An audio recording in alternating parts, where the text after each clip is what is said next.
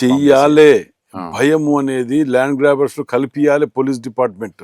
వీటి మీద అది సివిల్ కేసు అనో ఇంకేదో కేసు అనో చెప్పని మనం కొద్దిగా కేర్లెస్ వదిలిపెడితే మాఫియా పెరుగుతుంది. వారిని ఏదైనా ఒక కేసులో అంటే వారి దినచర్య ఇదే పని మీద ఉంటాడు కదా, వాళ్ళని టైట్ చేయకపోతే మనకు ఈ ప్రాబ్లమ్స్ వస్తుంటాయి. నాకు వీలైన కాడికి కొన్నిటి మీద ఒక కేసు 2 కేసులు 3 కేసు అయిపోయినాక పీడీ యాక్ట్ పెట్టమని లేకపోతే తడిపారు పెట్టమని సిటీలు ఇక్కడ అవపడకుండా.